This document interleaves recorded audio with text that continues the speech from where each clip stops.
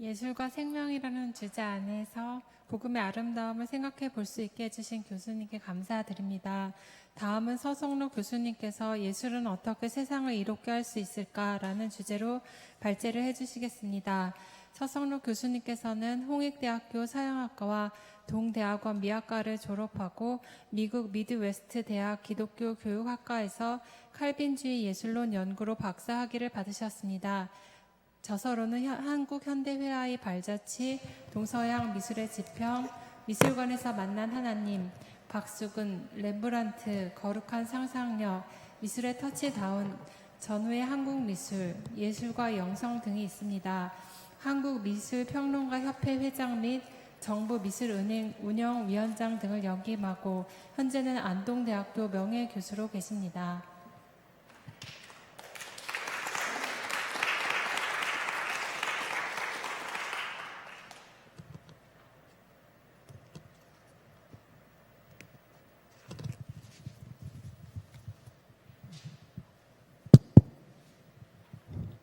안녕하십니까.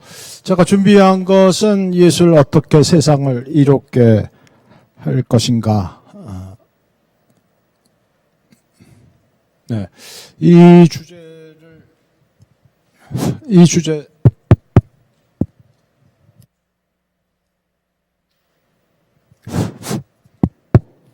주제를 생각하게 된 거는 여기 집 앞에 공원입니다.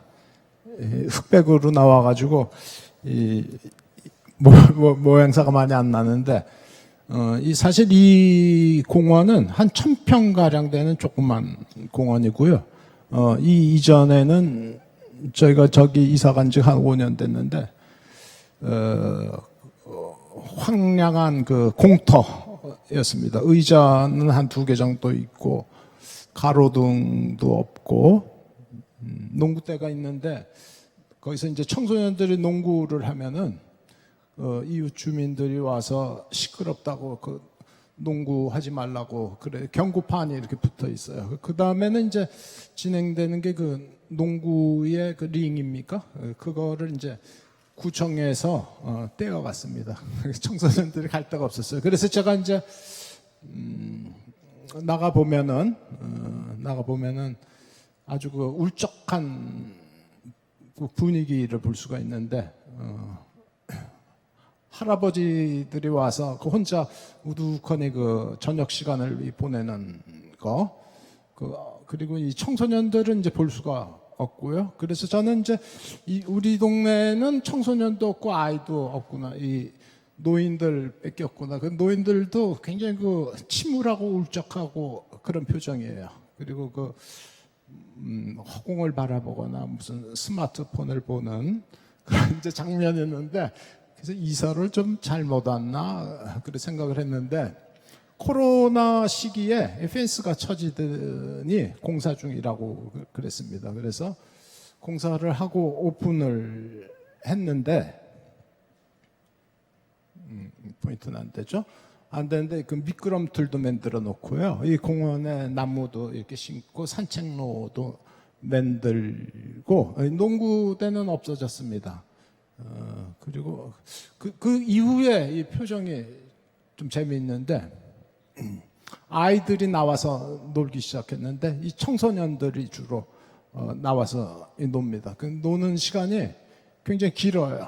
방학 때는 뭐 하루 종일 나와서 놀고 그러다 보니까 색다른 또 모습도 발견할 수가 있었는데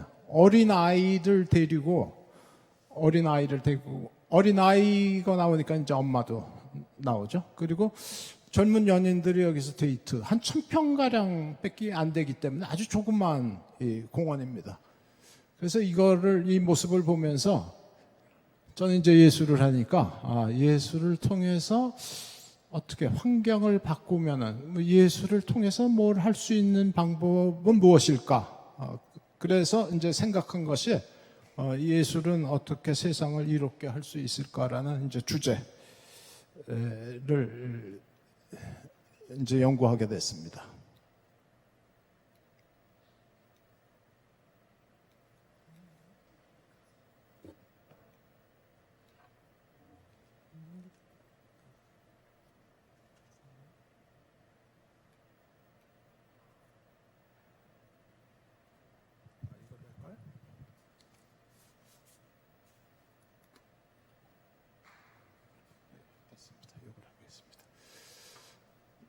살펴볼 거는 이제 공공미술하고 새로운 장르 공공미술, 삶을 나누는 미술, 예술의 선형이라는 그 순서대로 얘기를 하겠습니다.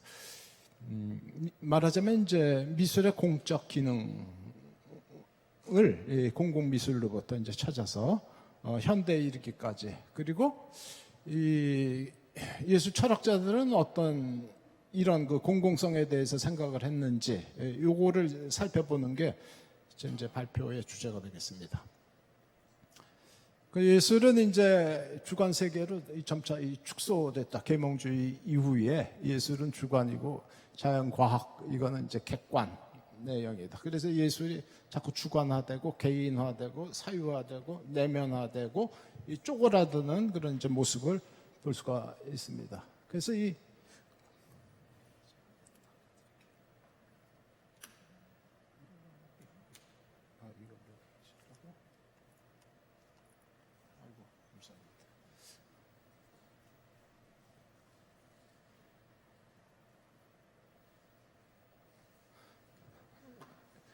이걸로 그냥 사용하게 되겠습니다.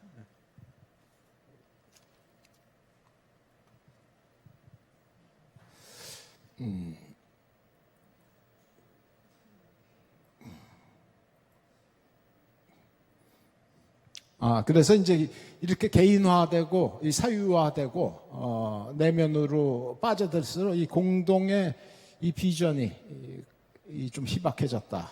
중요한 가치로부터, 그러니까 내 가치가 이제 중요하고 이 객관적 가치나 외부적 가치나 이 그런 가치에 대한 중요성은 이것도 이제 그 약화가 되는 것이죠. 그래서 스스로 이런 것들은 이 스스로를 파괴하는 것이다. 레슬리 유비긴의 얘기고요. 그래서 제가 볼 거는 그런데도 불구하고 예술이라는 게 뭐 광의의 예술이죠. 이게 고대에서부터 현재에 이르기까지 그런대로 그 쓰임을 갖고 진행되어 오지 않았겠는가 이런 생각을 해보았습니다. 그래서 이제 중세 시대에 공공의 책임을 진 교회가 예술의 주요 후원자가 돼서 프레스코, 스테인드 글라스, 조각품 등을 설치를 했습니다. 생샤펠이라는 교회의 스테인드 글라스인데요. 이건 이제 루이 9세가 이 건립을 지시해서 시작한 것이라고 합니다. 이 안에 이 1000개가 넘는 성경의 이 장면들을 그 당시에 이 장인들을 시켜서 이 작업을 했다고 합니다. 그러니까 이제 우리가 알 수 있는 거는 우리가 이제 이런 어떤 박물관에 온 것처럼 미술관에 온 것처럼 이렇게 감상을 하지만은 성경에 대한 암이 있고 이걸 제작한 이 작가의 이 스킬이 있고 이 두 개가 아우러져서 하는 것이다. 단순히 어떤 심미적인 가치의 함양을 위해서 제작된 것은 아니다라는 걸 좀 얘기할 수가 있겠고요. 샤르트르 성당의 스테인드 글라스 이런 식으로 예술이 쓰임 있게 사용되었다. 자, 르네상스 시대로 넘어오겠습니다. 예술품을 이제 광장, 공공시설에서 경험할 수 있게 했고 그 사회의 이상과 가치를 반영하는 예술을 만들었습니다. 작품을 보면서요. 이게 두오모 성당의 이제 종탑인데 이 종탑을 저렇게 크게 만든 거는 뭘 때문일까? 그 시계가 이제 없었을 거니까 이 교회에서 이제 주민들에게 그 시간을 알려주는 의미가 있었을 테고요. 또 예배 시간을 알려주는 의미가 있었을 테고요. 그 다음에 이제 이 도시에 큰 사건이나 뭐 위험 사항이 있을 때 요즘에는 뭐 모바일로 그런 게 이제 주의 신호라고 그럴까요? 그런 것들이 오듯이 이 종을 쳐서 그걸 알려주는 것도 또 있겠고요. 그런데 이 두오모의 이 종탑이 이 연도가 재밌습니다. 이 깜비오라는 사람에서 시작해갖고 네 작가를 거쳐서 완성이 됐어요. 딸렌티라는 사람이 완성을 1390 거의 100년에 가까이 저 종탑을 세우기 위해서 애썼는데, 이런 이제 교회의 어떤 그 목적 중에 시민의 어떤 그 삶을 위해서 제작한 용도도 있었다는 것입니다.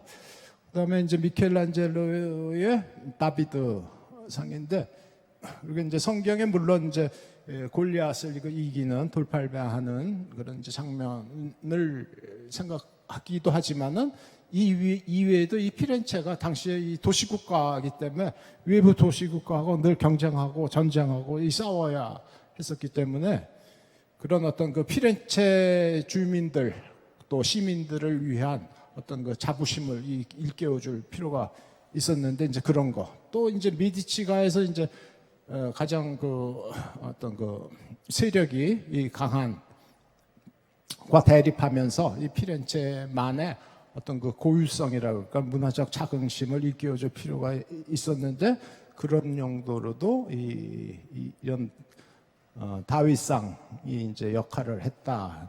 요거는 이제 지금 레플리카입니다. 실제 작품은 다른데 보관이 되어 있죠. 빨리 가도록 하겠습니다. 17세기 네덜란드 그 회화의 그 공적인 기능은 무엇일까? 그래서 아무래도 이제 네 번째, 소장농, 상인, 장인, 평민의 삶을 묘사한 일상의 장면 등 네덜란드 시민의 생활을 강조한 부분이 아닐까.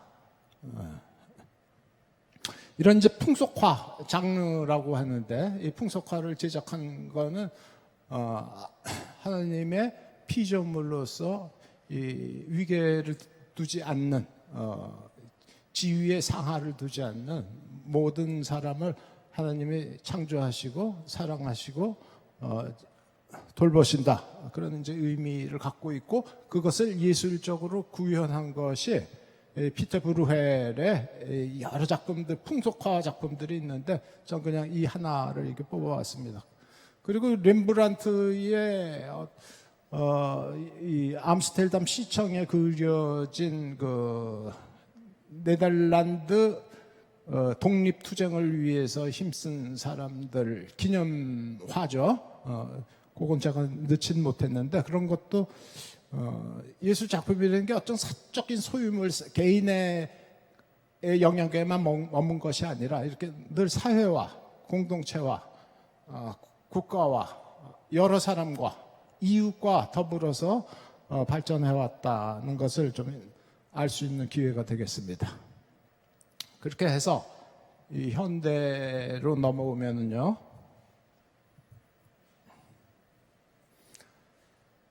여러 가지 뭐 방법이 있는, 아주 다양하게 이런 그 작품들이 을 볼 수가 있는데, 직접 보면서 설명드리도록 하겠습니다. 애니시 카푸어의 시카고 밀레니엄 광장의 크라우드, 이 구름처럼 돼 있죠. 이게 스테인 글라스로 돼 있는, 아니죠, 스테인레스로 돼 있는데 마모된 걸, 이거를 그 아주 표면을 거울처럼 투명하게 해가지고 마치 작품을 걷는 것이 구름 위에 이렇게 구름 위를 걷는 것처럼 그런 효과를 주는 작품이 되겠습니다. 시카고 사람들에게는 아주 이 작품을 감상하면서 행복한 또 즐거운 시간을 갖는 것으로 생각이 됩니다. 크리스토가 뉴욕에서 와이프 장클로드와 함께 만든 게이트라는 작품이 되겠는데요. 저 일본의 식당 가면은 혹시 포렴이라고 들어보셨어요? 우리나라도 이제 60, 70년대 포렴이 있었는데, 입구에 들어가면 이렇게 커튼처럼 이렇게 천대기 쳐져 있는데, 그 이제 포렴이라고 그랬는데, 거기에서 이 창안한 샤프란색의 칼라를 수천 개를 해서, 그래서 이것이 열리는 동안 한 200만 명이 뉴욕의 시민뿐만 아니라 여러 그 주에서 와서 감상을 했다고 합니다. 앤소니 곰리의 게이트 헤드에 있는 북쪽의 천사라는 작품이죠. 게이트 헤드를 살린 공공미술 작품으로 아주 상징물처럼 된 예인데요. 이 게이트 헤드라는 곳이 예전에 무슨 제철 산업이라든지 뭐 광물이라든지 이런 산업을 했는데 이제 그 쇠락을 해가지고 사람도 없고 그 청년들은 이제 떠나고 그래서 자립도라고 그랬나요? 자립도 굉장히 약한 그리고 앞에 이제 앞으로 어떻게 살지 그 좀 암담한 그런 이제 도시였는데 그래서 이 도시의 그 위원회에서 막 이렇게 국리를 해가지고 근데 많은 사람들이 반대했다고 그럽니다. 왜 반대했냐면은 아니 병원하고 학교하고 이런 거 시설을 지어야지 이런 거지 조형물 세워갖고 되겠느냐 그러고 반대를 애도 무릅쓰고 아주 고집 있는 사람이 밀어붙여가지고 간신히 이 북쪽의 이 천사 이 작가한테 통째로 이거를 이제 의뢰를 해서 그 결과는 아주 대성공이라고 합니다. 수백만 명이 이 게이트 헤드를 찾아와가지고 아주 고맙다고 하고 그런 이제 얘기를 듣는다고 합니다. 훈터바서의 비엔나에 있는 작품입니다. 이 훈터바서는 이게 건물 닥터라는 이름을 가지고 유대인인데요. 건물 의사예요, 건물. 그러니까 이 사람은 못 쓰는 건물 있지 않습니까? 못 쓰는 건물을 주로 재생시키는 이 사업을 하는 건축가인데 원래는 화가였습니다. 화가가 잘 안 풀렸는지 건축가로 와갖고 아주 대성공을 했다고 합니다. 우리나라 제주도에도 뭐 훈터바서 건물이 있는 걸로 알고 있는데요. 이 사람은 이렇게 이 재생 건물 나무 같은 걸 많이 활용을 하고요. 곡선을 많이 이렇게 활용을 합니다. 이 사람이 유태인이라고 그랬지 않습니까? 하나님은 인공적인 직선을 만드시지 않으셨다. 자연스럽게 만드셨는데 그게 곡선이다. 그래서 이 사람의 작품은 다 곡선으로 이렇게 여기서 뭐 우리 이제 작가분들이 많으시니까 곡선 쓴다고 저기 잘못된 게 아니고요. 이 사람이 그렇게 봤다는 겁니다. 그래서 이렇게 해서 이 사람이 하여간 손은 댄 것마다 하나의 예술 작품이고 색다른 또 이 시도가 되고 또 새로운 어떤 영역을 개척한 것이라고 볼 수가 있습니다. 새로운 장르 공공미술 그러면 뭔가 또 굉장히 새로운 말이 들어갔으니까 기대가 크실 거라고 생각을 했는데 이거는 이제 페미니스트, 액티비스트 수잔 레이시라는 여성이 일단 여성 운동의 일환으로 만든 것이 새로운 장르 공공미술입니다.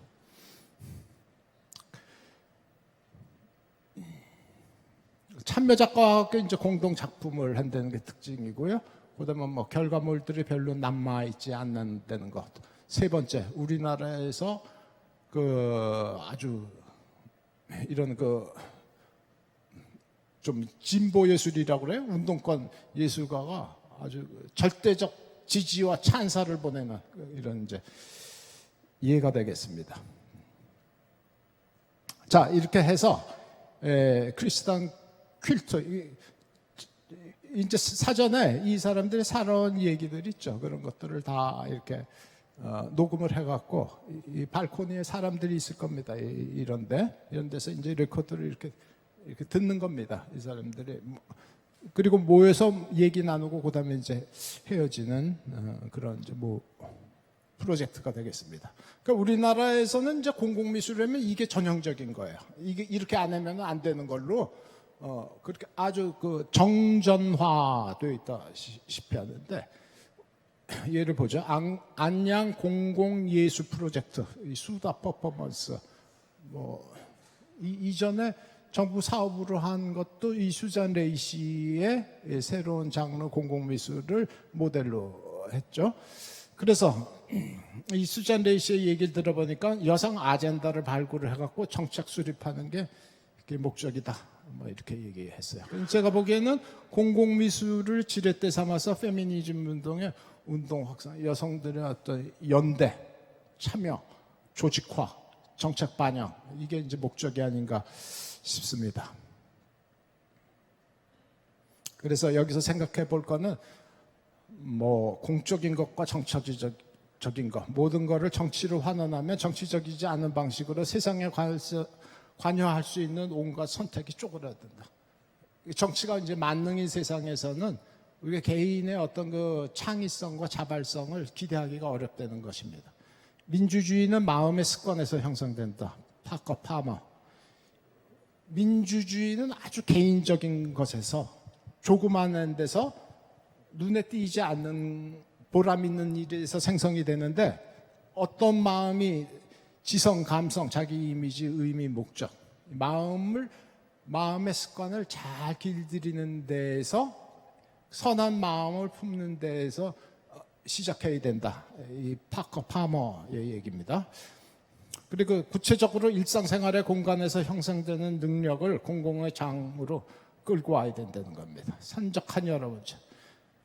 우리나라는 뭐 여성 문제도 있기는 하지만 여성 문제만이 있는 것이 아니라 제가 얘기한 건 여성의 어떤 그 권익을 찾는 거를 그런 것이 아니라 우리에게 이 창조 질서대로 부여된 그 성이라는 게 있는데 남성과 남성이 결혼해도 된다. 이걸 학교에서 가르친다든가 여성이 여성에서 결혼해서 해도 된다. 이걸 학교에서 가르치는 거. 그렇지 않으면 위법이 되는 그 정도로 사실 왔다면은 뭐 제고해 볼 필요가 있지 않은가 생각을 하고 여러 가지 산적한 문제라는 거는요. 뭐 각종 범죄 요새 뭐 범죄들이 많죠. 생태, 빈곤, 전쟁, 아동학대, 가족해체, 인권, 인종차별 굉장히 많은 문제들을 우리가 안고 삽니다. 여기부터는 이제 제 본론이 되겠습니다. 이 삶을 나누는 미술. 그래서 신풍미술관의 뭐 할머니 그림학교, 마을미술 프로젝트 트가 빠진 거는 제가 저거 하는 게 좀 서툴러 가지고요. 아직 실력이 저 정도밖에 안 됩니다. 마크 레이크만의 시티 리페어 프로젝트. 아까 그 훈터바서 얘기했는데 저 사람들 그 리페어를 좋아해요. 그래요. 패티, A Mile in My Shoes, 캔디 챙, Before I Die, 키시킴. 한국 사람입니다. 키시킴은. 그래서 그림을 그냥 가볍게 감상하도록 하겠습니다. 할머니 그림 학교는 이제 15년째 이건 물어봤습니다. 제가 관장님께 이성 관장님께 15년째 개관 이후에 계속하고 있는 그림 학교. 80세 이상의 할머니들이 매주 한 차례 모여 이야기 꽃을 피우고 교제하면서 삶의 활력과 자존감을 되찾아갑니다. 이렇게 해서 되찾아가는 게 보이시죠?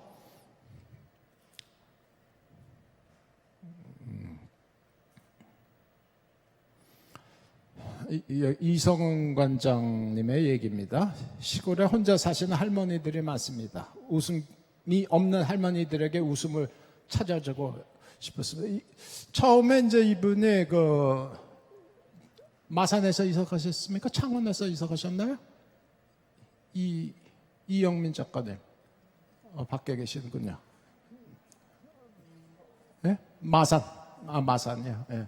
마산에서 와서 이제 여기를 갔는데 여기서 한 계신 분이 이렇게 그 자살해서 죽으셨대요. 할머니가 거기에 이제 충격을 받아가지고 시작한 게 할머니 그림 학교랍니다. 그래서 그림 학교는 이성은 관장님의 그 입버릇처럼 하는 말은 식사 같이 하지요. 뭐 통화를 할 일 있으면 식사 같이 하지요. 이 할머니들은 다 이렇게 차 운전을 해가지고 이 예천군에서 신평미술관이 약간 그 도심에서 떨어져 있는데 모셔오고 그 생활을 이렇게 보내고, 이분들이 덕분에 그 독일도 가시고요. 그 행안부에서도 아주 크게 이 뜻을 높이 사가지고 지원도 해주고 그랬다고 합니다.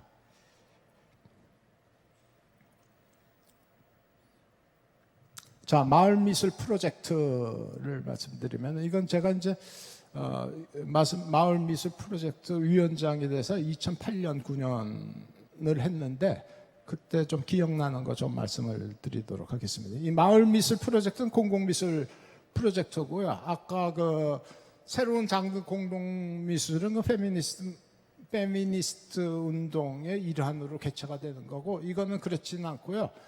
좀 이렇게 낙후된 전통 마을 이거를 재조명하고 그분들의 삶 속으로 이 미술이 이제 들어가는 그런 의도를 갖고 진행이 됐습니다. 이거는 이제 용산에 있는 장애인 시설입니다. 이런 작업도 같이 하지만은 사실 그 옥상이 땡볕에 아무것도 없는데, 바로 그 용산역 인근에 있습니다. 남양동 근처에. 그런데 이 작가가 지금 김석중 작가입니다. 김석중 작가가 그 팀과 함께 해서 거기다가 이 조형물을 많이 하고, 이 식물도 다 음지식물, 양지식물 구분해가지고, 이 작업은 이제 몇 명이 같이 팀을 이루어서 하기 때문에 이 공간에 대한, 이 사람들에 대한 어떤 그 다양한 서비스라고 그럴까요? 접근이라고 그럴까? 이런 거를 이제 시행할 수가 있었던 것 같습니다. 2009년도 태백의 기억, 이건 이제 태백으로 가서 이 광산, 이 탄광업이라는 게 이제 뭐 사양 산업이니까 전혀 새로울 게 없죠. 그러니까 역사 속으로 이게 묻혀 들어가는, 그리고 탄광업뿐만 아니라 거기서 이제 광부로 일했던 그 분들의 삶을 좀 이렇게 조명하는 그런 기회입니다. 학교 건물을 빌려서 그분들의 뭐 이렇게 그 삶을 재조명하는 그런 작업이 되겠습니다. 또 기억나는 건 이제 부산 감천동 이 문화마을인데요. 이거 아주 유명한 이 공공미술의 장소가 되어 있는데, 그게 이 2008년부터 시작했을 겁니다. 이 진영섭 감독이 한 팀입니다. 이 작가만 한 게 아니라 한 무리를 이루어서. 근데 이게 뭐냐면은 이 감천동이 이 과거에 6.25 피난민들이 이 움막지어서 살고, 이 텐트 치어서 이렇게 살고, 함석 지붕으로 해갖고서 이렇게 살던 그런 이제 동네입니다. 여기에 이제 주민들 참여를 시켰는데, 어떻게 참여시켰는데, 이게 이 소주병입니다, 다.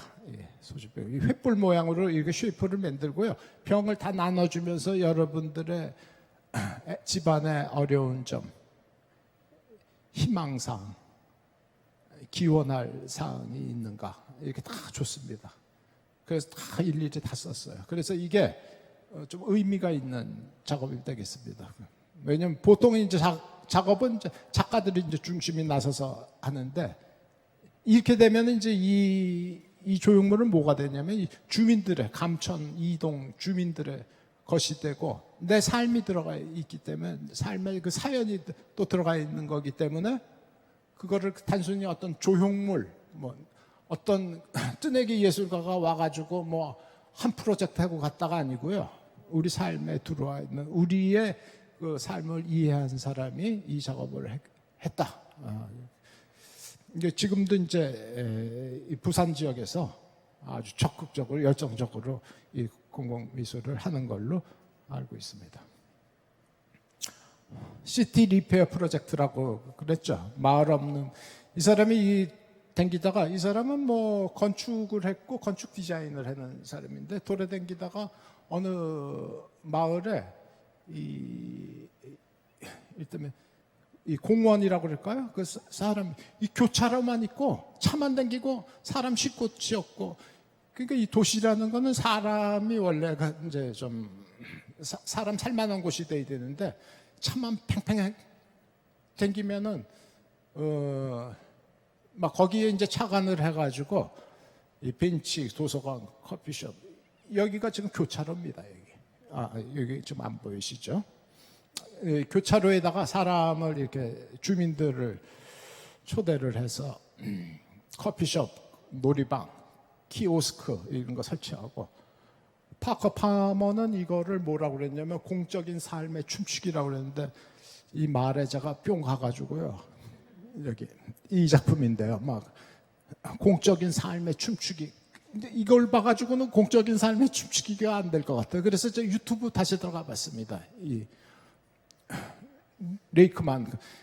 그러니까 아주 소박하더라고요. 우리나라 아까 그 감천동은 그 스케일이 있습니다. 그게 그 마을 전체라고 해봐야 그게 산동네 전체를 일컫는 거니까 굉장히 범위가 넘습니다. 근데 여기는 정말 조촐하더라고요. 도서관 그러니까 뭐 했냐면 책 몇 권 있고 그렇더라고요. 그러니까 우리가 생각하는 그 거대한 어떤 뭘 잘 조건이 갖춰준 그 도서관이 아니고요. 책 몇 권이 있는 거. 그리고 댕기는 사람이 물 마실 수 있는 그런 그 시설을, 장치를 이렇게 만들어 놓은 것이라고 이해하시면 되겠습니다.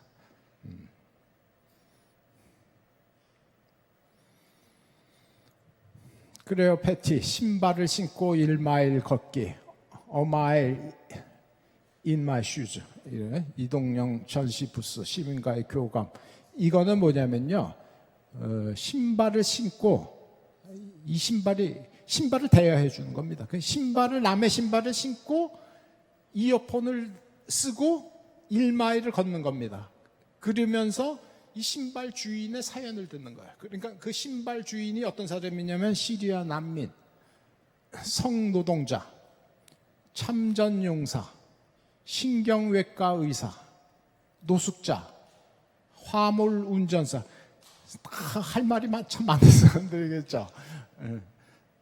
그래서 걸으면서 신발 주인과 이 일체감과 그 강렬한 느낌을 받았다. 그래서 이게 아주 전 그 유럽에 걸쳐서 우리나라에도 한번 하자. 요겁니다. 여기서 신발 대여점이죠. 좋은 아이디어 같습니다. 그래서 이 작품에 대해서 어느 작가입니다. 이 작가가 이렇게 얘기했습니다. 상상력을 발휘할 공감이 없다면, 세상을 다른 사람의 관점에서 보지 않는다면 누군가 사랑할 수 없다. 이 능력 없이 다정한 연인도, 뛰어난 예술가도, 훌륭한 정치인도 되지 못한다. 사랑이 넘치는 폭군이 있다면 말해보라. 어떻게 저기 말도 저렇게 잘 이렇게 쓸까? 상상력을 발휘한 공감이 이제 키워드 같습니다. 그 다음에 이제 캔디 창의 두 작가가 아마 남았을 겁니다. 두 작가 보시면은 캔디 창의 Before I Die라는 이 작품이고요. 사랑하는 사람은 죽음을 이 사람이 체험을 했습니다. 그래서 나도 뭐 할 일이 없을까 생각해서 이 Before I Die라는 거, 그러니까 이 일종의 메멘토 모리 작업이, 메멘토 모리를 현대화 시킨 거예요. 그러니까 과거에 참 그 괜찮은 시도들이 많은 것 같아요. 그거를 현대 언어로 우리의 문화의 맥락에, 현대적 문화의 맥락에 맞게 각색한 것이 이 Before I Die라는 세계 75개국에서 진행이 됐습니다. 자, 그래서 Before I Die, 여기에 이제 뭐가 써져 있냐면요, 내가 죽기 전에 이 사람인들이 쓴 겁니다. 누군가의 기사가 되고 싶다. 기사, 누가 지켜주는 사람, 그런 글이 있고요. 세계를 여행하고 싶다. 나무를 심고 싶다. 그녀를 다시 한번 안아보고 싶다. 내가 왜 여기 있는지 알고 싶다. 이거 굉장히 심오한 질문 같습니다. 사회 엘리트가 망하는 것을 보고 싶다. 이 사람은 이게 원한이 있는 거예요. 뭔가 쌓이는 평상시에 이 분노가 있는 사람입니다. 좀 이게 노동 착취를 많이 받았나요, 이 사람은? 그리고 돈을 벌고 싶다. 등등 있습니다. 그래서 이 작품이 이제 주는 메시지라는 거는 본인의 이제 어떤 사랑하는 사람의 이제 죽음을 대하면서 이 사람도 이 타인과 공유하는 능력을 기르게 됐고, 상처받은 사람은 타인의 재난과 죽음을 더 깊이 이해할 수 있다는 교훈을 얻을 수 있을 것으로 보입니다.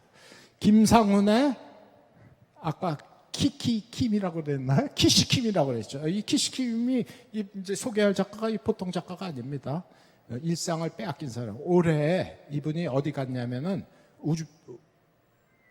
우크라이나, 그죠? 우크라이나 전쟁에 한복판에 갔다 왔습니다. 이분은 분쟁 지역을 취재하는 사진 작가입니다. 아프가니스탄. 이 사람이 미술을 전공한 사람이에요. 단순히 기자의 르포 정신으로, 물론 그런 것도 작용을 했겠지만은 이 살아있는 작품, 가장 이 직접적인 전쟁의 피해를 입은 사람들을 제가 대면해야겠다는 신념을 가지고 간 사람입니다. 아주 여러 군데 갔죠. 아프가니스탄, 가자, 이스라엘 전쟁, 9.11 테러, 홍콩 민주화 현장. 전쟁으로 일상을 빼앗긴 사람들의 주목을 했고요. 전쟁 트라우마의 후유증을 이 본인이 갖고 있어요. 그래서 무슨 소리가 나면은 아주 제트기 날아가는 거, 그리고 이 구덩이에 빠진 어떤 시신들을 보면서 이 트라우마를 갖고 있는데, 그런데도 이제 자기가 갔다는 겁니다. 우크라이나 시민들이 전쟁을 맞서는 장면을 목격을 했는데, 두 작품만 보도록 하겠습니다.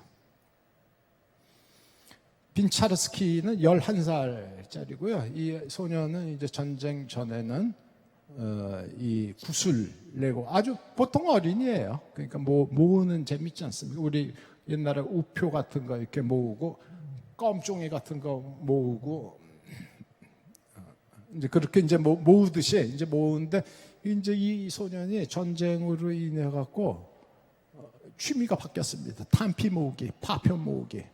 그래서 이 주위에 있는 거가 이제 여기 보시면은 이 파편 하고 이제 이런 것들을 볼 수가 있습니다. 공습의 공포와 두려움, 이런 걸 이제 나타낸 작품이 되겠습니다.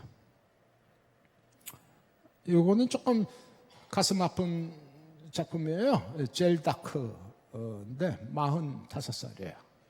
이 사람은 근래에 러시아 미사일로 온 가족을 잃은 사람이에요. 남편 죽고 2명의 아이, 딸, 아들, 할머니, 예비 사위까지. 이 뒤가 바로 여기가 이 사람이 살던, 한 가족이 살던 집인데, 그 이제 이 김상훈 작가가 사진을 찍어서 얘기를 이렇게 시키나 봐요. 나는 이제 이 사람의 이 눈을 이렇게 보면은 좀 촉촉하잖아요. 지금은 울을 때가 아니라는 거예요.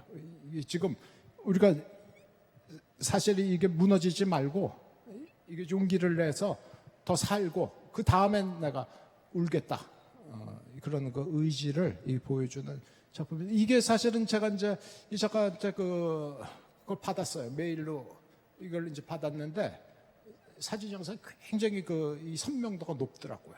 그러니까 이게 지금 이제 작품이니까 이 사람이 이런 작품을 해서 그 어떤 스토리를 갖고 가는 사람이다. 이렇게 보지만 이 실제 사진을 봤을 때는 아주 역력해요. 거기에 우리가 가련의 신미성이라고 그러면 이 표현이 좀 모호하긴 한데 그 리얼리티가 대단해요.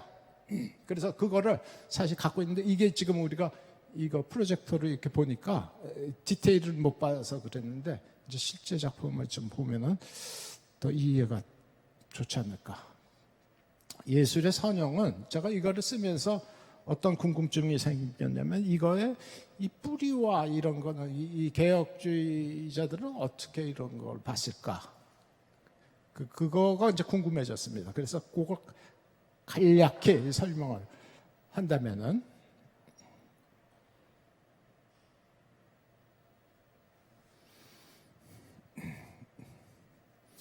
문화의 뿌리, 참된 문화. 참된 문화란 하나님의 영광을 위한 인간의 작업이다. 인간이 문화의 주인인 것은 문화를 허락하신 하나님의 형상을 닮았기 때문이다.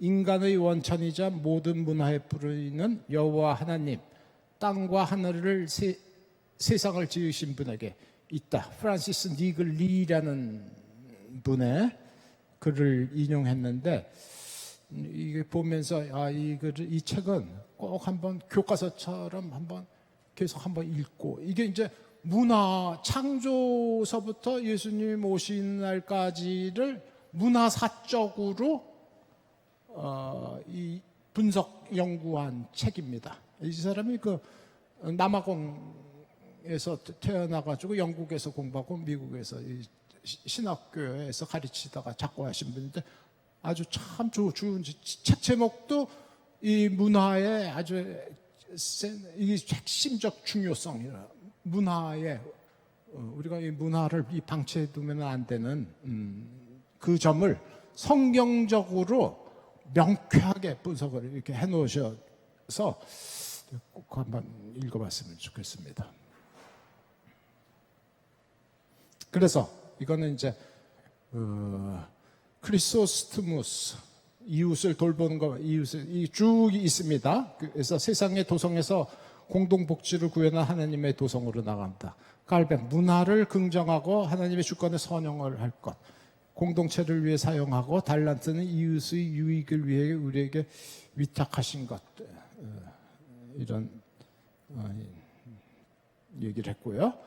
자, 그러면 이제 한 4명의 개혁주의자들의 의견을 간략히만 살펴보도록 하겠습니다.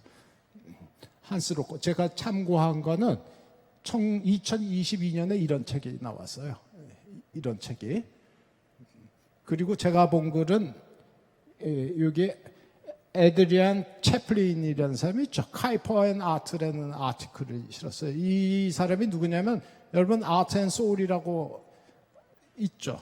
예술과 영혼 쓴 분, 공저 그거 쓴 분이에요. 이분이 요새 활동을 많이 하시더라고요. 한스 로크마커는 예술은 자유롭지만 예술과 맹목적 자유는 아니다. 그 자유는 어떤 그 진리와 아름다움을 추구하는 자유다. 예술가는 사랑으로 이웃을 도와주고 이웃을 위해 자기 재능을 활용한다. 그래서 이게 앞에서 얘기한 것과 크게 다르지 않다는 점. 제사보다 이내로 아름다움을 활용할 것. 아름다움을 이렇게 얘기를 하고 있습니다. 잘 아시는 월터 스토프. 인간은 책임지는 존재다. 기독교 예술가는 자신의 작품이 표현하는 그 세계로 그의 기독교적 헌신을 구현한다. 세계를 이 작품으로 투영한다. 타인의 유대감을 보이고 자신의 성취에 힘쓰듯 이웃의 성취를 위해 노력. 칼빈 지어벨트, 사회적으로 비판적, 이분이 좀 가장 그래도 조금 진보적인 것 같아요. 비판적이고 이언적인 목소리를 내는 공공미술이 필요하다. 그 예로 디에고 리베라. 근데 사실은 이 사람은 이제 사회주의자죠. 그래서 단서를 달았습니다. 게시판이나 프로파간다로 변질되는 것에 주의하자. 렘버트 자이데베르트. 이분 글은 너무 어려워서 제가 이 아까 채플린의 책을 조금 참고를 했습니다. 시민사회는 문화를 형성하는 사회적 상호작용과 토론의 공간이다. 정치가 중요하긴 하지만 시민사회와 시민단체의 그런 어떤 그 과정을 거치는 그런 그 방식에 대해 민주주의적인 그 방식에 대해서 이야기하고 있습니다. 창의성은 시장의 요구나 국가 선동에 의해 규정되지 않는 경우에 가능하다. 이건 참 중요한 것 같아요. 시장의 요구가 요새는 너무 많아요. 이를테면 이 예술의 파이, 그 경제의 파이가 커지면서 시장이 예술 안에 이미 아주 움직일 수 없는 변수로 지금 들어와 있어서 그거의 눈치를 안 볼래야 안 볼 수가 없어요. 또 그 시장 안에서는 그렇지만 이제 시장에 종속돼서는 안 된다. 예술은 예술로서 갈 길을 간다. 국가 선동, 그 국가에서 이제 지원을 많이 해주죠. 그건 바람직한데 팔길이 원칙이라고 있죠. 팔길이 지원을 하다 간섭은 하지 않는다가 팔길이 원칙이죠. 근데 이제 주면서 자꾸 간섭하게 돼. 이런 식으로 해달라, 저런 식으로 해달라. 그러면은 이게 그 프로파간다가 되기가 쉽죠. 그러면 그거를 이제 좀 피해야 되는, 그거를 조금 얘기하는 것으로 보입니다. 예술은 인간의 공통 관심사에 대한 개방적이고 비판적인 대화를 촉진합니다. 예술에 참여한다는 것은 그들 너머에 있는 것을 열 수 있게 하고 방향을 재점향하는 데 도움을 줍니다. 이 예술의 어떤 순기능에서. 그래서 공공예술에 지원을 많이 해야 된다. 이 자이데 베르트 얘기하고 있습니다. 그래, 공공선, 이게 이제 거의 이제 결론에 다 도달해 있는데, 이게 이제 브리테니카 사전에 보니까는요, 공동선이 개인 및 사회 일부의 사익과 달리 사회 전체에 좀 이익이 되는 쪽으로 가야 된다. 우리도 이제 개인 신앙에서 조금 이렇게 사회적으로, 우리가 저기 어린이 되면은 내 장난감이 세계에 다잖아요. 이제 청소년이 되면은 동료 친구들을 알게 되고, 또 이제 사회생활을 하면은 나하고 전혀 다른 사람들과도 또 만나고 대화해야 되는 그런 이제 순간이 있고, 그 결심을 하는데 많은 이제 고민이 좀 필요하겠죠. 사회 전체에 이익이 되는 거. 인간 번영의 증진에 하는 분. 저는 이제 이 말이 참 좋은데요. 인간의 번영에 내 작품이 좋은 삶과 좋은 사회를 하는데 좀 도움이 되겠는가? 이런 한번 생각을 해보면 어떨까? 그런 생각. 자, 요약입니다. 아직 결론 하려면 이제 다음번에 결론 나오고요. 지금 그 요약. 공적 활동은 공공미술에만. 지금 이제 공공미술 보니까 여러분들 대부분은 우리 이제 평면을 하지 않습니까? 이건 이제 삐질 수가 있는데 그렇지는 않고요. 그런 마음을, 이 공공의 마음을 조금 읽는 것이 있으면 그게 공공선, 공동선에 기여하는 것이 아닌가 이런 생각을. 이걸 장르로 해서 공공성을 내밀면은 일단 뭐 나는 공동선은 뭐 거기에 가까운 이런 식의 얘기보다도 일단 그런 마음이 있어야죠. 마음의 어떤 습관과 거기서부터 이제 비롯된다고 보고요. 그 범위는 피조물에 대한 돌봄과 섬김으로 모아집니다. 시공간에 함께 거주하는 공동체의 삶을 포용하는 것. 선한 일의 증인이 우리 지능만으로는 이루어질 수 없는 일을 능가. 선한 일을 열심히 해서 증인이 되자, 하나님의 증인이 되자, 이런 얘기고요. 전문성을 하나님의 포괄적인 사명과 조화시킬 필요가 있습니다. 이게 아까 저기 말씀을 하셨는데, 우리가 이게 하나님의 그 선교로서 이렇게 본다면 우리의 달란트를 하나님의 포괄적인 하나님의 뜻이 무엇일까에 비추어서 좀 활용한다.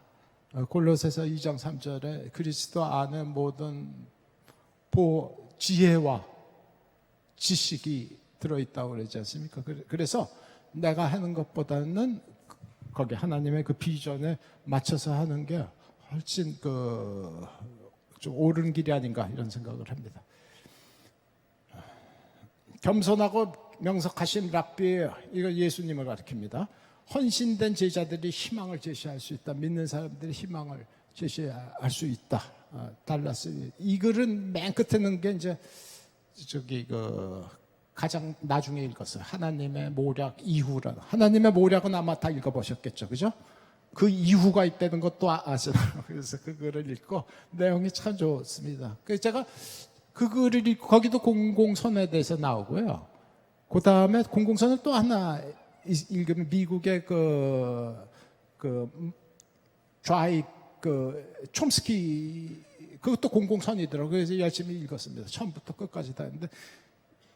근데 그 촘스키의 공공선은 공공선에 대한 규정이 없을 뿐만 아니라 연대하자, 투쟁하자, 적을 응징하자 그 취지예요. 그 달라스 윌라드의 공공선은 좀 다르죠. 공공선은 선하신 하나님 안에서 우리가 선한 일을 할 수 있다. 그리고 그렇기 때문에 우리가 이 세상에서 이 희망을 제시할 수 있다. 이렇게 이제 결론을 맺고 있습니다. 이게 진짜 결론입니다. 오늘날처럼 전쟁과 테러, 이해 집단 간의 대립과 충돌이 멈추지 않는 세상에서 친밀한 사회를 위해 노력하는 것이 중요하고 공동선의 추구는 자신과 타인을 위한 더 나은 미래로 나가는 밑거름이 될 것입니다. 경청해 주셔서 감사합니다.